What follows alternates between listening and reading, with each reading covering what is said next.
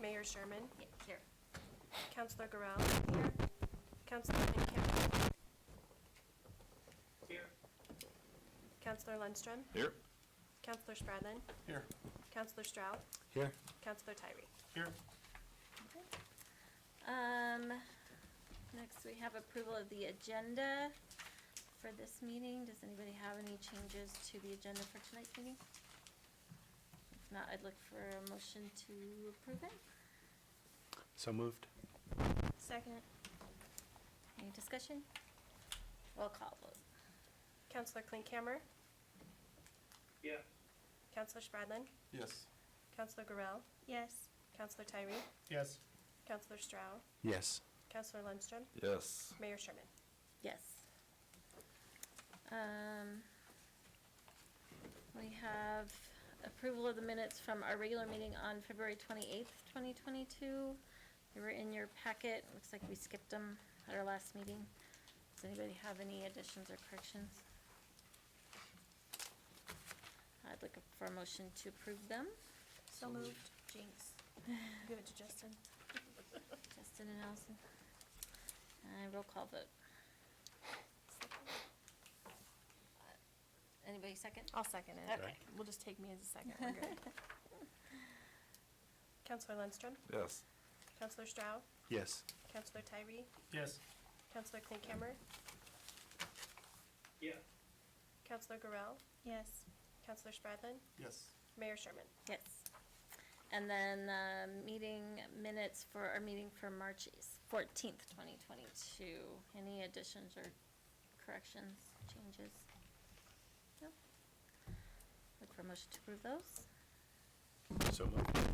Second. Second. Any discussion? Roll call vote. Councilor Tyree. Yes. Councilor Spradlin. Yes. Councilor Garrell. Yes. Councilor Klinkhammer. Yes. Councilor Stroud. Yes. Councilor Lundstrom. Yes. Mayor Sherman. Yes. Next we have visitors and delegations. Citizens are invited to speak to council on any item that does not have a public hearing scheduled.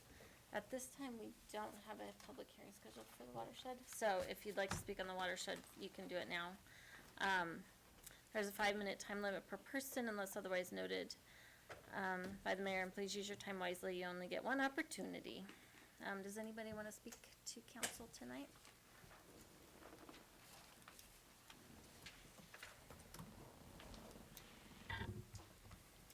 Just note that no formal action can be taken on any item that's not posted on the agenda due to open meeting law provision. It could be placed on a future posted agenda if action is required. Okay. Just state your name and address, please. Lance Ensley, 14844, County Road 29. Let's come at this a different way. I would just like to show a sign of hands of who has actually visited from the council to the Bresh City well field, let's call it. Okay. I'd like to challenge you guys to have a little homework assignment. To drive out south, look this deal over. Once you reach the end of Road 28, you're on our property through that gate. Pay attention to that road that is put in there. That's not put in by us. That's put in by the city of Bresh, which had to happen 100 years ago, let's just call it. But you'll notice over time the city has also added road base, excavated over 5 foot, added culverts as you're driving through that, which was never asked of us, but that's the way that it is. Before you get to your city gate on the other side of that pasture, you're going to notice there's what I'll call a plum bush, for the lack of a better word, and a little bit of a picket fence there. It has been my belief, and I've been told, that's where the original railroad well was. And then you guys progress further south after that well went defunct or whatever happened to where you're at now. And as you're out there, notice why they call it the Bald Sand Hills. What it is, it's a giant sand filter just like you use on your swimming pools. That's why you have the quality of water you have. But while you're out there, get out of the vehicle. I want you to try and walk up one of them sand hills. Because all these studies that we have of how the watershed works in that area was probably done in the 60s and 70s with thumper trucks. I can guarantee you those trucks didn't go there. So we're guessing on imaginary lines. There's no engineering study. CSU's never been there. After you visit your wells, go back out, go south on 71. I want you to go to County Road I. You'll get on the other side of the bald sand hills. But as you're driving out there, when you come past Julie's house, look down in the valley and you can see how the old Beaver Creek lays. You'll understand how you're not part of the Beaver Creek watershed. So, and as you're driving back across out south on County Road I, just look at how big that is and how that territory has not been affected for civilization. Just a little homework assignment to make you think about it, actually see what's there and how it works. Because I think once you see it, you will understand there's not going to be development there. There's never been studies, any of that stuff. So I just would like to invite you to get more acquainted with the area you're trying to regulate a rule on. Thank you. Thank you.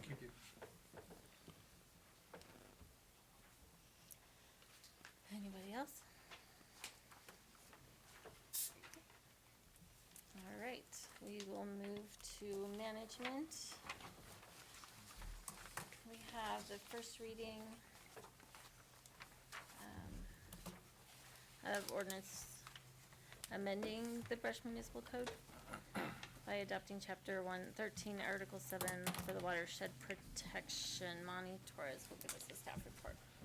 Okay, so I'm not gonna go backwards to those past meetings and a lot of those discussions. I'm gonna try and start from just that public hearing when the city council said no to that version of the ordinance, and I'm gonna kind of move forward. But essentially what's happening tonight is requesting the approving of the first reading of this ordinance. And what that does, it doesn't mean that it's in place, it means that the city then puts that into publication, which goes to our local newspapers for publication. And then after that, we need at least 2 weeks of that being posted before we can do a public hearing. The public hearing is where we then have those discussions again, just like what we had last time. So we're essentially just restarting the process. So we did this once before, we're just restarting it again with a fresh document. Some of the things that I wanted just to point out real quickly is we have taken quite a bit of time having Rick document a lot of those questions, and we researched those questions or concerns. And we've also received some letters from attorneys that we've responded to as well. And so if you look at the process that we've used, we think that we've given plenty of opportunity to take those concerns, process those, and even as this afternoon, we received a call from an attorney that we're still working on right now. We think we have the solution to those. But since the last meeting, we've had some individual property owners come in to visit as well and talk about their concerns. We've received a couple emails as well. And then in front of you, I have put a couple other, I'm not sure if I call them support letters, but from our engineers and our special water attorneys in regards to the project. And there was also a request by the city council to get a copy of the red line version from Quality Water, so I think everyone's received that as well. And what we did is we took all those comments together and we had a meeting this last week just to ensure that we collected as much information as we had. And Dell put together some of the changes and our water attorney made some adjustments to it. And that's the ordinance that you have in front of you now. I believe that's actually a better document than before because we've had more input and some things that we hadn't thought about or things that we thought we could improve just by those discussions. So that was real positive. We also had visited with the county GIS department, just to ensure that those property descriptions were exactly correct. So they confirmed that those were good legal descriptions now. And then we also had our own engineering company that went and reviewed the legal descriptions as well. So we think that was one of the things we had to correct was the map and the legal descriptions. So I did want to give our city attorney just a moment to talk about the two concerns that came up today from one of the attorneys. That's the only thing that I believe is outstanding at this point. Yeah, so I had a chance to speak with one of the landowners' attorneys today. They had 2 points basically that I think both are very valid, very relevant, and council should consider. The first one is with regards to the map, they wanted a notice that if the map changed, that the city would provide notice to whoever that landowner would be. So I have some proposed language that I would recommend if you do want to pass this, that you add to 13.740.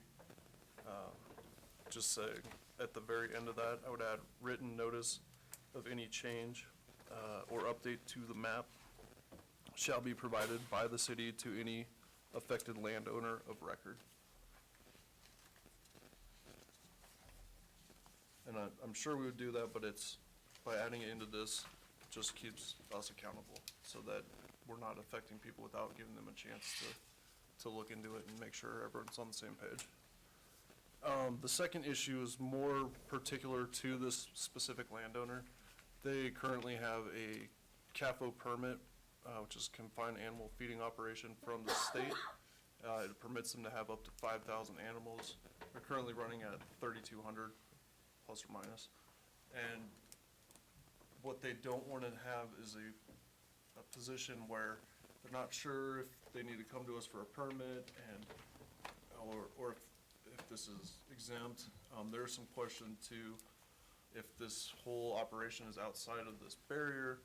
I talked with the water attorney and he agrees and I agree as well for a multitude of reasons that if this ordinance goes into effect, that property is probably, it's best to issue a permit saying you can have up to 5,000, just like your state permit allows you. So. And I would also recommend that we don't charge them whatever application fee would be for that. That was gonna be my question. Okay, we can't exactly charge an application fee if we're basically giving a permit as an allowance, right, Monty? I mean, that wouldn't be right.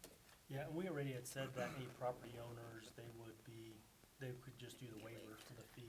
Okay. So that's already a part of the process. So the animals are fine, like the lagoons and stuff have to be off the, So the state regulates CAFOs, and they said, yep, you're good for 5,000 animals here. And the question comes in is, well, when this goes into place, we're not operating at that level.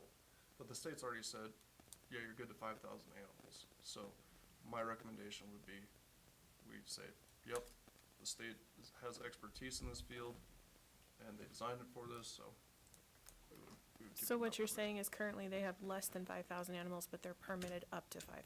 Correct. Okay. And I think that's permitted not only with the state, but also the county.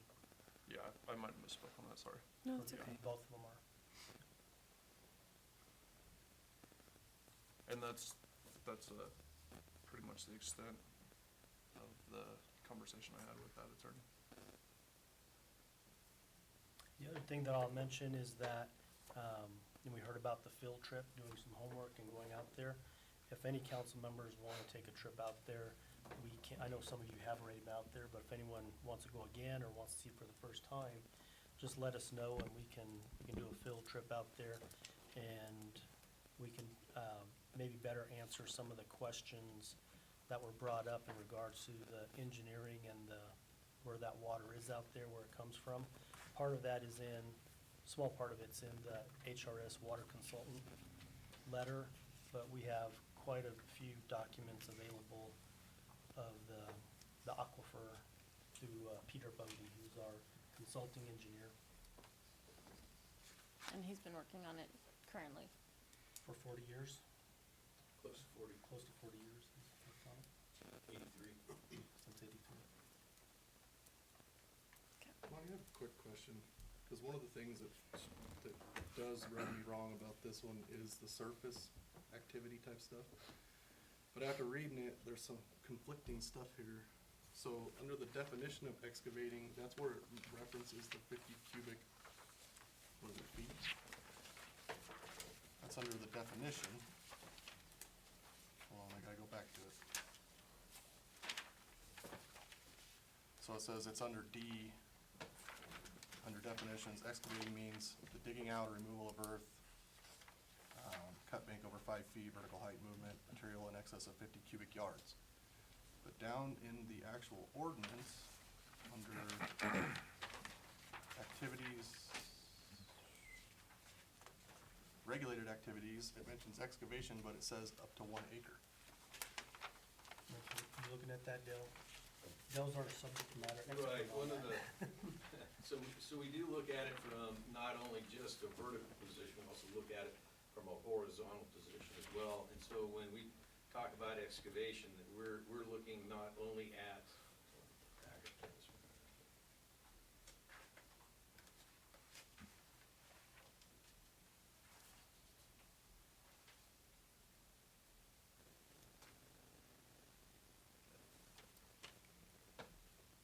so it's not just specific to excavation, it's also to dredging, filling, grading, and compaction of soil.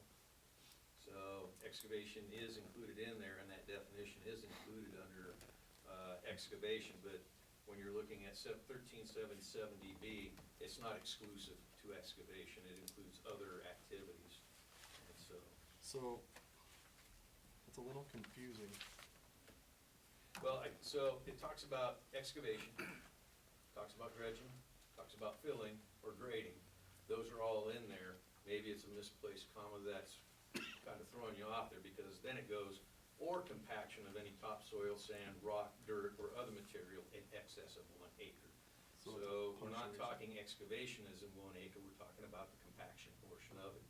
So we may look at trying to make that a little more clear. I guess my biggest concern is, and maybe Dale, you could probably answer this. What does excavating on their property, how does that harm our water? There is a clay layer out there, and this is one of the things that we ought to be, we will discuss later on during the field trip. There is a clay layer out there that has a protective boundary from where we're actually pulling our water, and that above that, there's a layer of water, there's a bit of a layer of water on top of that. If that clay layer becomes damaged, then we run the risk of any other contamination rapidly reaching to where we're pulling our water from. So we want to protect that clay layer. That's one of the most important things. And this is why we have to be really careful when we talk about power lines going through there. Again, nothing in this ordinance says no. We just want to know how you're not going to ruin our water quality. And with that, when somebody wants to put in a string of power poles, make sure you don't go puncturing through that clay layer. If you want to put in a solar farm and put in stanchions to put these panels on, we just want to make sure that that clay layer stands intact. And that clay layer varies depending on the height of the sand dune. What's the most shallow depth to it? It varies. It's Yeah. all over. I mean, there's some places, when you get further south, it's almost surfaced, No, gotcha, okay. in which case it's kind of a held clay type clay layer. Once it gets dry, it becomes very hard, very difficult to work. Thank So you. we don't want to damage that clay layer, and that's the purpose of the excavation. One other thing I did want to point out is, last meeting, Mr. Jabauer, he came after the hearing was finished. So he came later, and one of his questions was about his livestock tanks. You guys remember that discussion? If he did work around those. And one thing that we did in the document is we switched 13-7-60 with the 13-7-70. We switched those because a lot of the regulated activities were up front instead of having what is allowed. And so that was one of the questions about, all agricultural activities continue the way they have been in the past. And I think that was one of the confusions that he had, thinking that we're gonna control the stock tanks, but that's all part of ranching, so it's excluded from these regulations.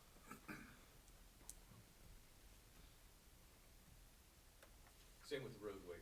We had some Oh, concerns and with the roadway as well. Yeah, and it does say, you know, that it's allowed, you know, the road maintenance by governmental agencies as well as construction or maintenance of farm roads, farm or ranch roads. And so construction or maintenance. And so, again, his concerns about not being able to maintain his roads isn't allowable activity. I mean, it doesn't need a permit. We're not even gonna put that.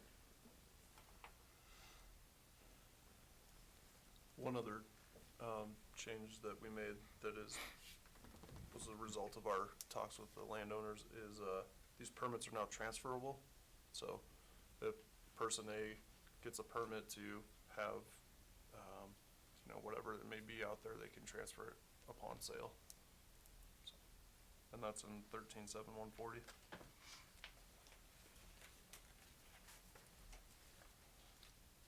That concludes the staff report. Okay.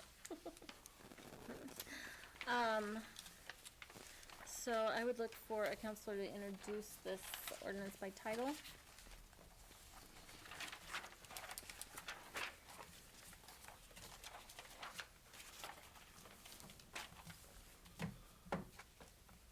Okay.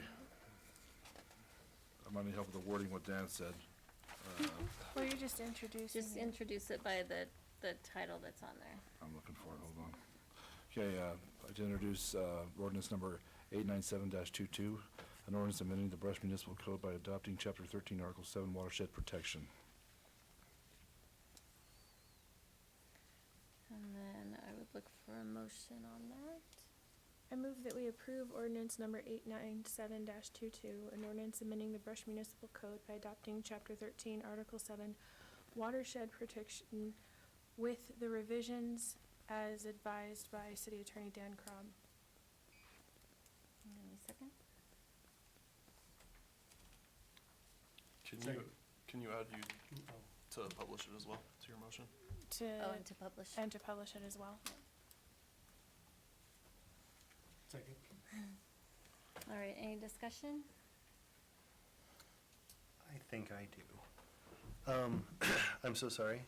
You guys are used to me not talking, but I've had to give speeches like every week, at least lately, so I'm so sorry. I'm gonna be talkative now. Mr. Inslee, I'm glad you showed up today. You mentioned about a month ago my grandpa. My grandpa's name is Herb Stroud. He's gonna be slightly long-winded, but I've been thinking about it for a month. So, my grandpa was a Marine in World War II. He came back and he farmed for 60 years. He passed on to my dad, my mom, my brother, and I. We had, I think, 400 acres when I was a kid. So, farming means a lot to me and my family. But when I think about my grandpa, so they lived right outside of Hillrose, the best place to live, right? And every day, my grandpa would go into the coffee shop there, and he'd sit with all of his friends, and they'd talk for 2 hours until they decided they probably better go do something before their wives yelled at them, basically. And every night, we'd go into the place, which is back, hooray. Actually, my grandpa used to go there, and anybody ever played 31? 31, anybody? All right, excellent. There's like 10 people in the world, who's played this game. So they played that game there every night. And I remember when I was about 8 years old, I won like $30 gambling. That's, of course, 8-year-olds do in Hillrose. Anyway, so I've been thinking through how my family, when we were, knee-deep in, all the stuff you're knee-deep in when you're farming, would feel about this, especially my grandpa. And, pardon my language, my grandpa would be pissed. He would be pissed that, he doesn't want people telling him what to do. But he was also a ditch rider. That was somebody who helped control who got what water, making sure everyone's following the rules, all that stuff. 'Cause he cared. He cared about the community they lived in. He didn't just care about our farms. And I think that he would realize that if something happened to Hill Rose, something would happen to him. So, my thought is that while he might be pissed, I think he would understand that what we were trying to do isn't hurting anybody. It's not trying to take. It's trying to protect the, what did we decide, 9,000 people of our community. Because if something happens to our water, every one of us suffer. Every farmer who comes into town, every kid who comes in to play baseball, all of us suffer. So, he would be pissed. But I think he would be proud of me personally, and you guys probably too, but you know, for trying to do what's right for the community. So, Thank you, Kevin. Thank you, Kevin. Thank you for sharing that. yes, sir. Any This more has discussion? been by far one of the things I've struggled with the most since I've been on city council. And it goes against every fiber of my being when it comes to my beliefs in land ownership and, you know, just property ownership in general. And it scares me that we're furthering the divide between city and rural areas. But I feel like that we've made great strides in trying to address a lot of the concerns. And I hope we have addressed a lot of those concerns. And like Kevin mentioned, I kind of have to put some of my beliefs on a back burner to do what I feel's right for everyone that voted me in. And that's hard to do because I don't want people telling me what to do on my property. So the unfortunate thing is in this day and age, there's always somebody that's doing it. And I hate being another organization that's doing it. But I feel like we're trying to do it in good faith. I feel like the landowners have been excellent stewards of the ground, and I feel like they'll continue to be. I just think this bolsters our ability to protect the water in the event that someone comes in and tries to not be a good steward of the ground. And I don't look for that to be anyone that currently owns the ground. So I've flipped back and forth on this quite a few times, and this one's been a struggle, but I think we're on the right path. Thank you. I would just like to say that I really appreciate the city staff and all of the work that you guys have gone to hear the concerns from the citizens and from the landowners, and to modify and to change and to put forth the effort that it required to address all of those concerns. And so it has been a source of contention and something that we've all really had to think about, because none of us want to impose extra government. I think most of us sitting here are here to help keep government in check, honestly. And it's a hard place to be in, but I do appreciate the city staff and all the work that you've put in and listening to what everyone's had to say and address those concerns. So thank you very much. Absolutely.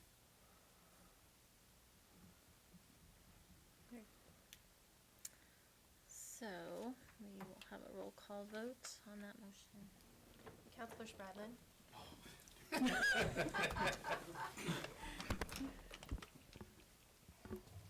Yeah, yes. Counselor Gorell? Yes. Counselor Klinkhammer? Yeah. Counselor Tyree? Yes. Counselor Lindstrom? Yes. Counselor Stroud? Yes. Mayor Sherman? Yes. Move on to finance.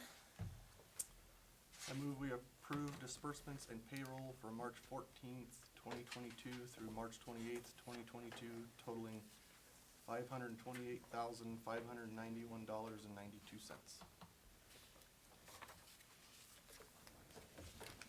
Second. Any discussion? Roll call vote. Counselor Strauss, Yes. Counselor Lindstrom, Yes. Counselor Spradlin, Yes. Counselor Garrell, Yes. Counselor Klinkhammer, yes, Counselor Tyree, Yes. Mayor Sherman. Yes. All right, staff reports. First, we have Rick Kroglian, Assistant City Administrator. I'll give you a couple updates. The first one will be an RV park that I'm working on. Dan Krob has actually been helping me work through this. It's gonna be most likely a PUD, because you're gonna be doing multiple zonings in kind of one thing, but we'll move to take it before the planning board to get it rezoned first, and then, well, it's be a meeting and then a hearing before you guys. Larry, Where's it gonna be at? I'm sorry? Where is it? Oh, it's gonna be around the industrial boulevard area near the prison site.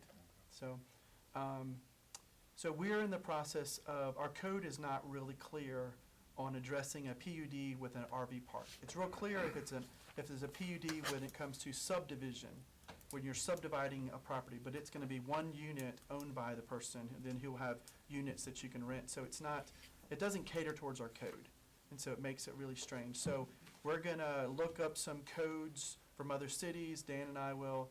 I've already looked up a few. I've kind of already printed them out, but Dan's got some that he's been working on.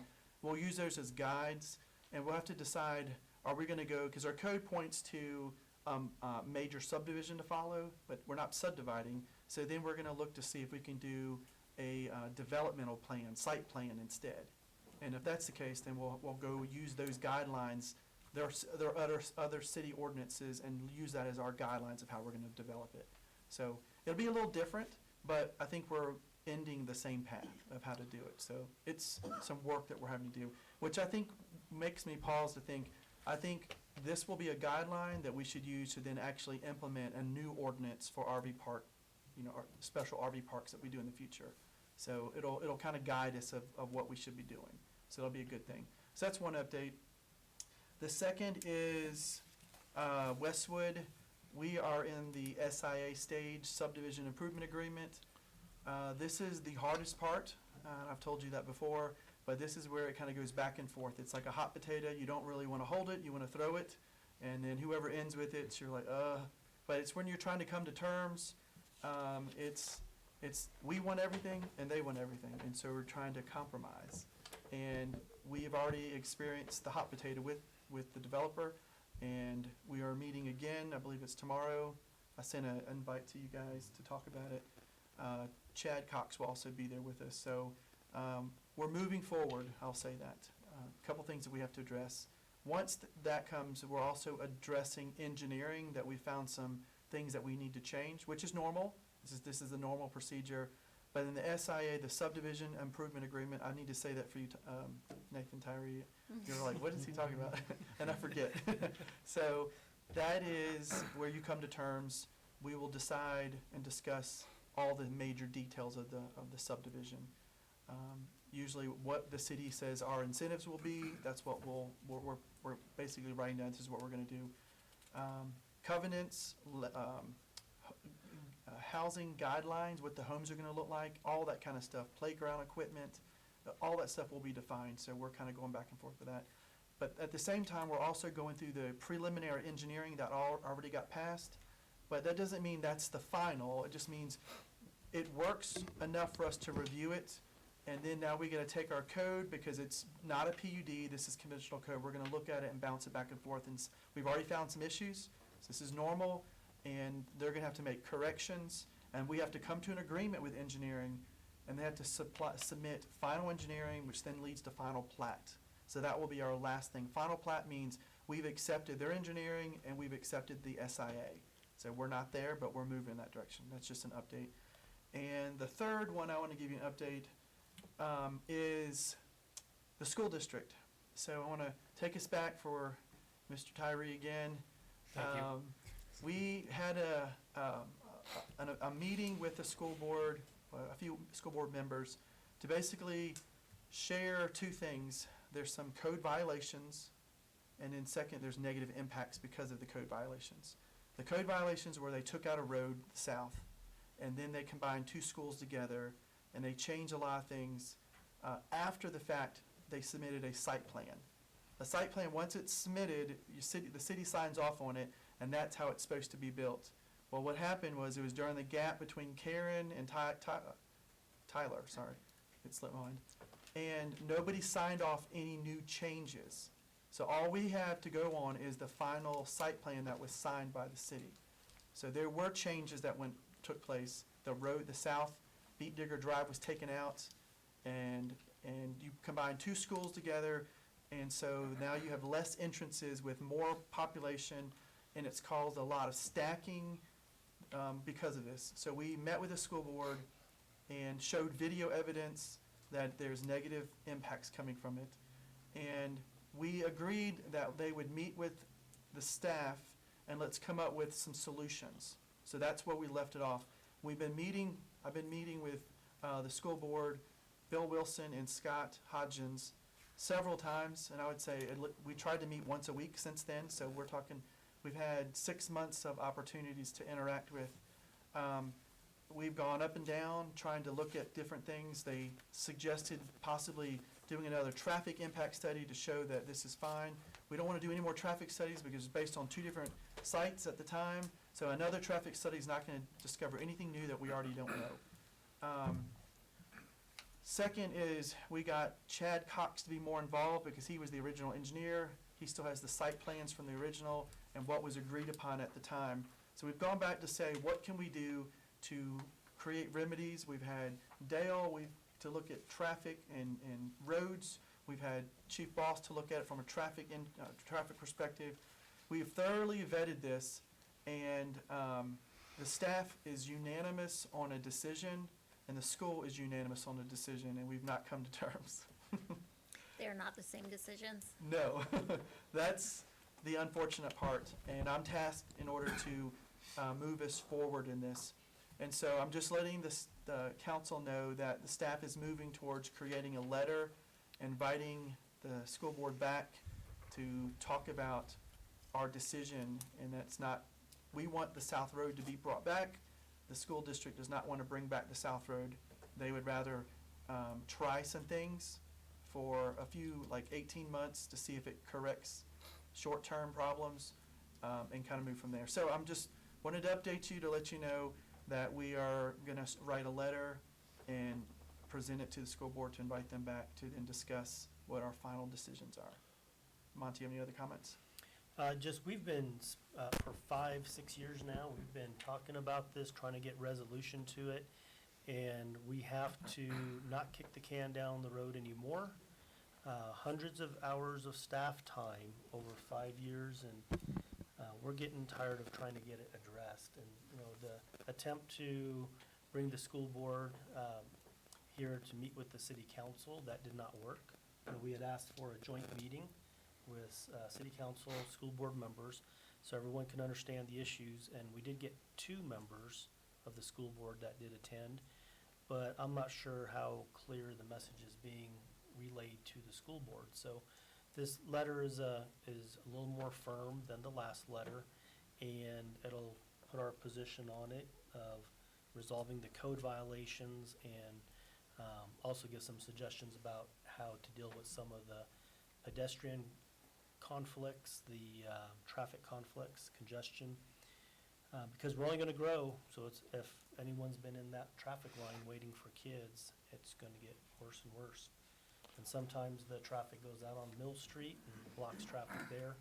So with the growth that we're talking about, the other subdivisions and one in that particular area off of Mill Street, it doesn't get better. So we need to get it resolved now. So stay tuned. And the last one is something that you've already familiar with, and I just want to say it from my end, how grateful I am to have had this opportunity to work for the city of Brush. It's hard for me to say this, but I have accepted another position with Georgetown, Colorado, as their town administrator. And I can't tell you enough how thankful I am to work for you guys. You have been amazing. I can't tell you just the trips that we've been on, to the interactions, our conversations. You have been the best council I have ever seen, and I mean that. I have admired how you guys do decisions, how you think through things. I'm not offended when you don't take my advice. I sympathize with you because you are wise and you're sensitive to the community and you listen, and all I can do is present facts. I've tried to be professional and be above reproach on things, and I can't just tell you how grateful I am. I will miss you all deeply, and so I just wanted to let you know personally how grateful I am. So thank you for allowing me to be your Assistant City Administrator. And when are you leaving us, Rick? My start date is April 18th. I'm sad to see you go, for sure. It has been an absolute joy, and I say that from the bottom of my heart. It has been so great to work with you on stuff. The leaps you've made, you know, with our code and our building department. I brag you up all the time. So I hate to see you go. I know you'll do a great job in Georgetown. I'll mention chickens for you. Yes. Thank you. Yes, thank you, Rick. Oh, one more for you, Rick. Boo, get out of here. But I already told you I appreciate you. Yes. We're happy for you, but Yeah. sad to see you go. Okay. I have a question now. About the school thing, we talked about a little bit. They had a plan, 18 months is a long time for that. Is it out of the realm of possibility to let them try for 6, 7 months, just so we can say, we tried your way, it didn't work? Is that a possibility at all? Is that a bad idea? Could I answer that? Yeah. Please? Nail it, Chief, nail it. So by our city ordinance, I am the traffic engineer for the city of Brush. I am not an engineer by trade. I don't know anything about traffic engineering. So I have made a lot of phone calls and reached out to a lot of people who know what they're talking about. The unanimous response is don't do the temporary road. Everybody says temporary becomes permanent. It's a lot easier to say, here's what the studies show, here's what we think you need to do. If we try something temporary, it's much harder to go back and get rid of it. Especially if it doesn't work, it becomes permanent. And we're already kind of in that position. They've tried some things out that we have said you shouldn't do, and they're doing them anyway. So they are doing that without our permission, and I think that's part of the problem. Looping back to 2018, I think, when they submitted their final drawings, or what we received as the final drawings, that had the engineer's design stamp on it, that shows the South Road in place. By law, that's what we have to endorse, because that's what the engineer said. So if we deviate from that without an engineer saying this is the best plan, we actually hold the bag for liability if something bad happens. So that's been what I've been able to find out, but I'm not the expert. But I agree with everything that's been said, that I think that is the solution, put that South Road back in. That does alleviate 90% of the problems. Obviously, there's always going to be issues that we can't fix, but I do think that's the solution here. So, sorry I jumped on my that's okay. introduction. but- Chief Boss. Just a couple things. I think I mentioned this last time, but I can't remember. We got a new app for our citizen contacts, which under Senate Bill 217, we have to do contact cards basically for every interaction we have. And we've invested a lot of time and money in that. And then we have a new program that basically on the back end automatically reports that up to the state, which is a huge relief for us. When this all started, there was no direction on how to report to the state and what format, how do we computerize it, how do we make sure it goes. And now with this automatic syncing up, it's been awesome. Legally, we don't have to have it till April 1st, but we've been testing it for about the last 10 days, and it's working great. So we're very happy with that. That's a huge, huge benefit for us. We still have staffing issues. No shock there. I did have another officer turn in his resignation yesterday. That's one of our trainees. He's in the middle of FTO. Has decided that law enforcement in Colorado is not for him. He did work out of state a few years ago in law enforcement, and very different environment then and there to here and now. So he's done with law enforcement. The positive news, I met with somebody else today and probably get him a conditional offer tomorrow. Waiting for a little bit of paperwork from him. It's an experienced officer. He is in the area. So I think he'd be great with our department. Also, to hurt our staffing, I have one officer out on paternity leave, so yay that he had a baby, but we're running pretty thin right now. So we are tired, we are stretched thin, we are working lots of overtime. On those lines, I've been talking with our municipal judge. He's a little worried because we don't have a lot of traffic contacts going on and court is light. He's right, we just don't have time. So we are doing everything we can for what we've got, but traffic especially is taking a back seat because we don't have time. And then the last thing, also staffing related, our new CSO started and she is wonderful. She's doing a great job and is a great fit. Hopefully we'll get her here one of these nights to meet you guys. But she is loving it and we love her, so it's a great fit. I got a question for you, Yes, Jim. It's sir. actually for you too, Rick, a little bit. You got off early. The RV park, I know at one point in time Loves was trying to pull it in, and you felt it was a bad idea. No. Or, no, somebody felt it was a bad idea. I hate it. Dude, You don't allow chickens. I hope they have nothing but RV parks in Georgetown. I hope they're just chock full, man. I don't have an issue with the RV park. Okay. I know when Loves was talking about it, there was some misinformation about sex trafficking, and that totally not true, not an Okay. issue. But I've worked in other jurisdictions where there's RV parks everywhere. I have no issues with it Okay. personally. But as far as the planning and zoning, that's way Okay. beyond me. I don't. I thought we had that at a meeting, so maybe I'm mistaken.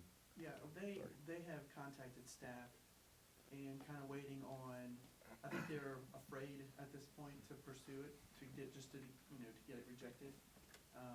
So they have stuff that just submit to me, and I'll follow up back up to see if they're still doing it. I have a question. Who regulates an RV park? As far as, Just making sure, is it like a hotel per se, where it's regulated by the staff, or, largely, yes. okay, So- Some of them have covenants. Yeah. okay, I guess to break it down easier, most of it is civil action. okay, It's like staying in a hotel, there's not necessarily evictions. If somebody doesn't pay, you can boot them out the same day because they're not paying for a service, so. okay, But truly, from a law enforcement side, they're not a big headache. okay. Thank you. Thank you. Thanks, Chief. All right, we don't have Chief Anderson, but we've got Ray here from the fire department. So, the new engine is here. So the guys worked, I spent 2.5 days putting turtle tile in all the compartments. And then the guys spent all day yesterday moving everything over from 910 and the old 921. So that truck is in service, so it'll be our first due. And then this Saturday, we have our open house from 4 to 6, so that the community can come down and see the new engine and what their taxpayer dollars are go for. This will be the engine that serves the community for the next 20 years. So, thank you again to DOLA for half of the truck and partnering with us in the grant. We're excited about it, so Saturday at 6 o'clock, we'll have a wet down ceremony, and then we'll back it into the bay, and it'll officially be in service. Ray, did you get a hold of Greg Edel from DOLA? I did not. Okay. We probably, let's put that down to, yeah, they usually like to be there for those events. I would love to be there. I'm gonna be out of town, so And so Very our sorry hope about is that, somebody from the city will speak to whoever's there, and then we've asked that the rule board, be present as well, so that people can know who, put a face with the name on who is, on the rule board and who serves there, and give a little speech, and then we'll have Greg from DOLA, or there's a DOLA representative there, speak about it, so. Are there any counselors that can be there?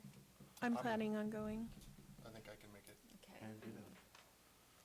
Maybe you guys can speak for the city, for council anyway. Ray, while you're here, it's been a while, no offense, since we've had a chief or an assistant chief in the room. Could you give the council a little bit of update on your volunteers? Because I believe you have a few new ones. So, yeah, so we have, last 2 months, we've brought on 4 new volunteers. So they're energetic, they've been around, so they respond to calls. So Very good. I think we're up to, well, our numbers are up to like 27 or 28, but we'll never get 27 or 28 of us on the call at the same time. So, like anything else, we struggle during daytime calls. There's 2 or 3 guys that can run daytime calls. And so we've been handling the calls, and if we need mutual aid, we call in mutual aid. So, and I don't think we've been here since the Marshall fire. Did we address council about the Marshall fire? I think somebody So, did. I okay, think so. so they could have had another one 2 days ago that started in Boulder. So fortunately, they didn't have 100-mile-an-hour wind pushing it, so they were able to get it surrounded pretty well, and then they just had another start up by Estes Park today. So it's hot and dry. Larimer County revoked all burn permits that they had issued till we get some moisture, which hopefully the weather holds true to what they're saying and we get some moisture. If not, it could be a worse year than when we had Cameron Peak and all the others going, so. Well, I'm glad that you got some new blood. I know that it's still hard to get people out on calls, but it's nice to hear that people are volunteering. Hopefully we can still get a few more, right? We got room for more? We can go up to 35. Okay. So we've never been at 35 since I've been on, and I've been here a few years, so. Sounds like we're making a lot of progress with the training facility too, right? So Yep, so we're just waiting for, I believe Tad got the paperwork from Rick. We have to file for a variance due to the height of the training tower, so. And then you have to get a no-rise certificate. A what? You're in the floodplain, and so you have to show that that's not gonna cause a rise if it were to flood. It's called a no-rise certificate. Okay. Tad knows. I won't get started on the floodplain in the city of Broward. That's a Don't get me whole, started on it either. that's a whole different ball of wax. Don't hate the messenger. We know. It's a requirement. We can hate on you all we want now. Yeah, you're going to Georgetown. Quitter. So, any other questions? So you guys are wanting it's gonna be at where the fire station is? Yep. Okay. Is that your choice? Is that your preference? Yes, that is our preference. Cool. Because then it's there, we don't have to move trucks clear out to Agri Park, and we have a hydrant that's already there, and there's good base back there, so it's there, and we have bathrooms and classroom and. Right. Ray, can I ask you a question about the training facility? One concern that we had heard is that it might become unsightly after it's been burned a few times and the burn room has been used. Do you think that is the case, or? No, so if anybody's gone by Fort Morgan's and seen their Connex boxes, the paint's been peeled off of it and everything because of the temperatures that it gets in there.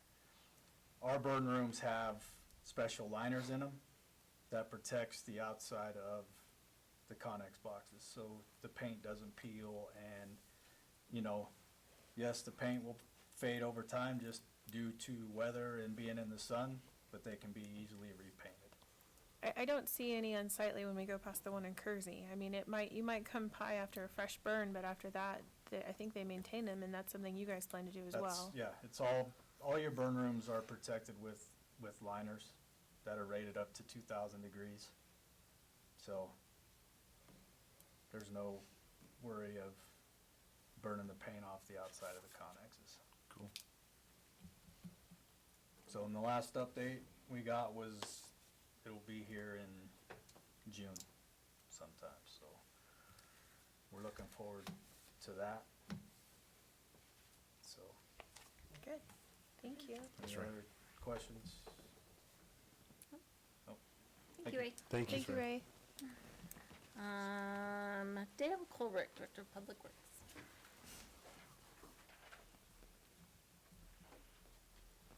Thank you guys for coming in.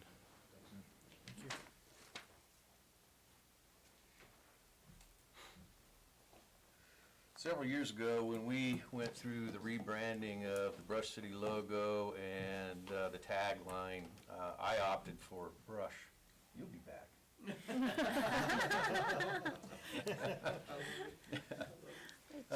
Just a few items. We had 4 of our operators in our utility department pass some of their entry-level examinations for certification.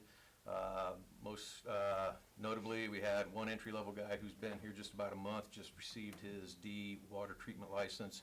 We had 2 of the D existing operators get their distribution system licenses, which are all required by the state to operate a water system.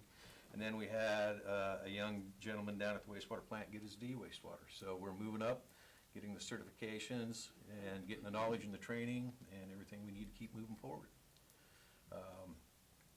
Second item will be that this upcoming Thursday at 5 o'clock, the block in Fort Morgan, it used to be the Country Stakeout, Morgan County Recycles is holding a first ever get-together, and so we're going to go there and visit just a little bit. It's sort of like a meet and greet to see where we are at with the state of recycling and brush, as well as Morgan County, and see what we can do to move forward with recycling. It's kind of a kickoff for a new push with recycling that we're looking at. Of course, some of our problems that we've had in the past is education as well as contamination with our recycling, and so we're looking at trying to really bring in all the players to see what we can do to help increase the resale of our product. I'm sorry, that's the green drinks event that we were all Green- yeah, invited to, green wasn't drinks, it? Yes. Yeah, I think we all got that in our email. Okay, good. Well, all right, great then. With that, I also had a very long conversation with EcoCycle today. They are a group that's been tasked by the Health Department, Solid Waste Division, and we're looking at some of the restrictions that we used to have in order to get some of our rebates with our recycling. They've changed some of those. They've loosened that up because they were very restrictive to how we operate our recycling center, and they've come to the realization, yeah, it's great that you can do that, but the contamination and especially the lack of education on recycling has been problematic. So been working with them and look forward to working with them again in the future a little bit more to see what we can do to help expand and better our quality of our recycling materials. And with that, kind of dovetailing into that, we always get questions about spring cleanup. And so this year, spring cleanup is currently slated for April 25th through the April 29th. Just keep in mind, it'll happen on your regular trash day. Anything that's not out on your regular trash day will be a special pickup and you will be charged. We do have cameras on the truck, so we do know. Keeping in mind that there are also some prohibited items, things like automobile batteries or batteries, lead acid batteries of the sort. We don't take oil, we don't take hazardous waste, we don't take paints, we don't take tires. Electronics we can pick up for a small fee. And so those have to be specifically recycled, and it does cost the city some. But the average citizen out there just really doesn't have that outlet for that old TV. And so we try to provide that outlet for them as well. And with that, I'll entertain some, What about Questions, car comments? parts? pardon? What about car parts? Like the exterior. I have a kid who thinks he's a mechanic. Okay, he is, but I have a car part on the side of my house. It's like You a know, bumper or something. yeah, you can actually halfway between Atwood and Marino, there is a recycler, and they take parts. Very good to know. Thank you. Big hole in He my does over here on 71 too, doesn't he? Is there one on 71 too? What's his name? The record yard. Oh, Massey. Yeah, Massey. Okay, yes, you're right. I didn't know if he actually took parts, or if you're looking at recycling them, yeah. Yeah, I don't know, but he's got a lot of junk cars. Yeah, if it's something he can if he can sell. Oh, he- Brooks? Okay, I'll just have Matthew ask him. Okay. Thank you. Okay, thank you, Dale. Thanks, Dale. Thank you, sir. Joanne Goslink, Finance Director. I can get this done in a minute. 1.5. So I just wanted to let council be aware that the Denver Boulder CPI has officially came out in the month of March, and it is not as high as what we had anticipated it will probably be. They've came out with 3.54%. And as you all are aware, we have the resolutions for the water and the wastewater and the trash, where for 3 years we increased by that Denver Boulder CPI. And so we are in the third year of the solid waste resolution, for the trash resolution. 2022 is the third year of that resolution. And so next year I'll have to come back with a new resolution for the solid waste.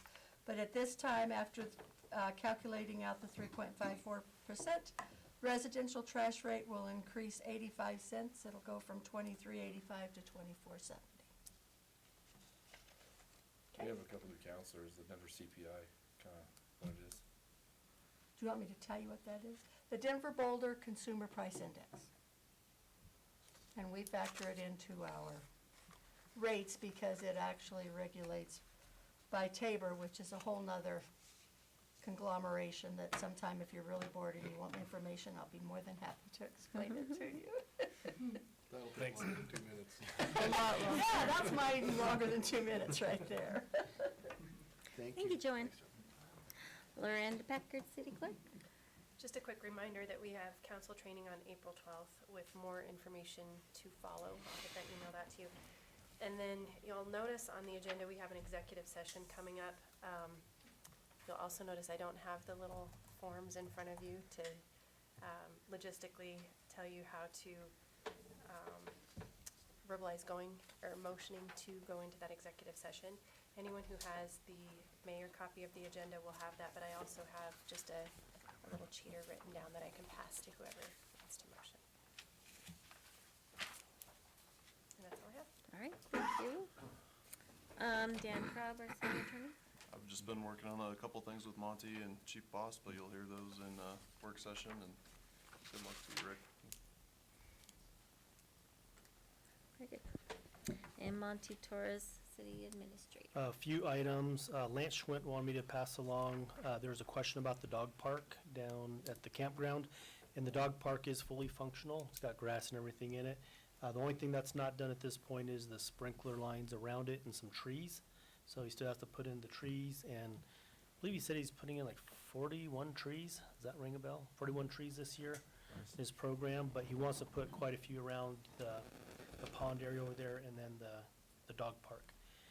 Also, Lance is working on, with the school district, to try and get some GOCO funding for the middle school grounds. That would be where the city would be the conduit for that grant. It would be a pass-through, or we do it and then we get reimbursed. But school district still has to determine what they're gonna be doing and what they're gonna contribute to the project. And we're also working on a well project there. The well project is, instead of putting all that grass onto high-quality city water from the well fields down south, putting it onto more agricultural grade water. So that would require putting a pump in, a well and pump right there on the middle school grounds. But in order to do that, Dell's got to finish renegotiating a Riverside agreement for water. But those things take a long time, so We're hoping soon we'll have that Riverside agreement, and then we can add this all to our augmentation plan. Then we can help out the school district. So, just keeping the council in the loop on that. That's all you had? That's it. Wow. We've got a good work session coming up. There's where he's gonna get us. All right, mayor and council reports. Does anybody have anything to report? I don't have anything to report, but I want to comment on the letter that we had in our packets tonight, from Helen McDaniel. I struggled a little bit with the first line, but I was able to rewrite the rest of it, so I'm just gonna go ahead and read it to help counsel out a little bit. Thank you. The first line, I believe, says I do not approve at your appeal, but I'm not certain. The rest of it says, I live next to too much traffic already, too many nightlights all week. Let's bring in some good stores, clothing, entertainment, and places for the elderly can entertain themselves. Since you don't have places for us, even the young couples have to go to Greeley or Sterling for such places.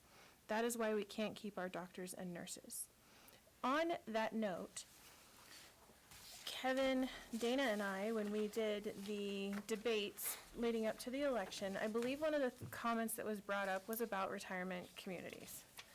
And we're not talking assisted living, we're talking retirement communities.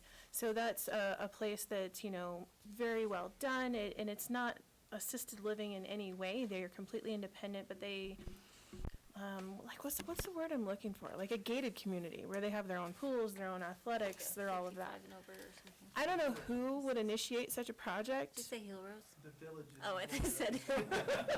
It's very much like that. We're open I mean, it just, when you think about that, I'm pretty certain there are a large number, larger than we probably know, of widows and widowers that are living in 2,000, 3,000 square foot homes because they're independent enough that they don't want to go somewhere else. But they also don't need a house that big. So if we had somewhere else for them that was, you know, they could still be independent and it was still really nice, then that now opens up a house for a family that, you know, is young and new and needs somewhere that has a larger space. So I don't know what it entails. I'm gonna hand it off to people smarter than me. And how do we invite such a thing or someone to come look? Yeah, we've had that discussion, and Ebenezer was actually looking at that same model you're talking about. And they kind of held up their plans because of COVID. So right before COVID is when we had conceptual drawings of what that neighborhood would look like. And we can definitely reach back out to them, see if that's something that they're planning on moving forward with. That actually does already exist in kind of a small form at Ebenezer. So Tabor Apartments is exactly what you're saying. Mm-hmm. And then so is Arbor Apartments, which is the building to be on the southwest side of the campus. There's quite a few units there. They're more apartments than homes. I think that's the challenge, is But- that they're apartments. It's gonna take a private entity. Mm-hmm. I think interested in doing that. It's not really something, we can invite it. I don't think we've ever not invited it. I think in the meantime, what our seniors are also looking for is just something to do. Yeah. So maybe we can look at having some senior events during the day at the course or something, or, you know, bingo, or, I just don't know. think it's something that But we I need know to they're brainstorm. wanting to socialize, and we don't really have that avenue here, other than I know the meet and eat, they have it Centennial, I think. But as beyond that, I don't know what they have, so it'd be nice if we could offer some senior Parks and Rec options. Years ago, they had a group that got together and danced on like a weekday afternoon in the old fire department before it was the rec department. There was a group that would get together and they'd play music and dance. So Is maybe this we something can- we could discuss maybe with Matt Gordon? Or Lance. Or Lance. Probably Yeah, or Lance, just I in was collaboration maybe with all of the above? thinking. Yeah, I think as a city, it would be nice to offer stuff for the seniors as well as the kiddos. I'm sure there's some kind of rec type thing we can. Yeah, we actually did that at the golf course, that new mat material was it not pickleball, is it pickleball? The one that, Well, they have pickleball out there. it's more of like the seniors play it, whatever, and that was one of the things that Lance put out there. I'm not sure how well it's used, but Yeah, let's get Lance and have Lance look into it a little bit and get a group together. Might be something they can do in the building out there by the pool. JC Building? yeah. JC Building? As for the other concerns in the letter, I think we're all over that and all aware of it. We need more, we're doing the best that we can. We gotta do one building block at a time. Thank you. Thank you for bringing that up. That's actually your uncle, Larry. Who brought that up at that meeting? Yeah, it was Ed. Yeah. Looking for something to do. Is it or- good? Yeah, yeah. Whatever gets him away from that red truck, right? And I know a DJ that works for pretty cheap. We need to have senior dances or whatever. Yeah. He'll work for beer, you know. I heard he's pretty good. I didn't hear the same thing, but he'll still work for beer. So, no, I think it's important to have stuff for the seniors too, but the challenge is getting them out of the house too. 46 years old, it's hard to get me out of the house. I like my house. I like, you know, so, I mean, we should do stuff like that. And I mean, I'm willing to give her a shot. The VFW, well, you know, it's got a perfect back room for stuff like that. And most of them are senior citizens now, so, you know.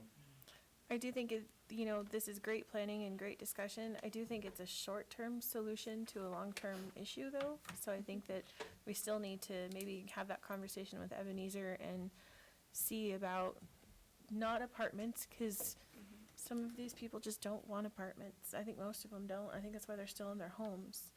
So I think that community, if that's something that's been discussed, we need to see about that as well and travel down both avenues. I will say I was excited to see the city trips are back. Yeah. Finally, yeah. Might have to do that one. I know Is that one looked Branson, pretty cool. Missouri? Mm-hmm. Yep. Branson, Missouri. For like It eight. draws a lot of senior citizens that go on those. Oh, yeah, speaking of Is it? that, it Yeah, is. it draws a lot of the senior citizens do those trips. It's- They enjoy that.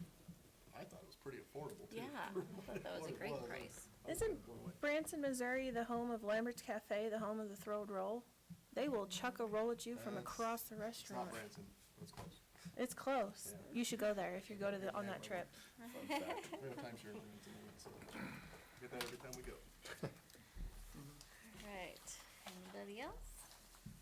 For 3 seconds, I have nothing important. I just I felt appreciative, so thank you everybody for coming. Thank you guys. Good working with y'all. Thank you. And thank you, Rick, once again. So, I'm sure we'll be. How do we sabotage this? Like, I feel like we could get this bad. It's true, nobody asked our Yeah, opinion. we didn't. He's a horrible person. Why would you want Why him would down you there? want this guy? I'm not gonna get all mushy on it until I'm sure you're gone, man. I did it with Rick Bain. I gave the old mushy goodbye speech a month Yeah. early, so. Yeah. When I see you move out of the house, then I'll Well, stop by and tell you how much I love you. Not till then. A second sooner. Okay, so, we need to move into executive session. Do I need to read this part?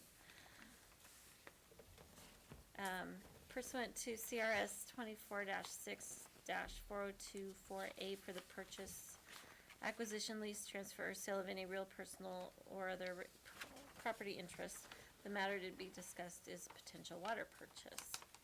So I will look for a motion to enter into executive session using Loranda's words here on this paper. Whoever has Right this. here, this is the one.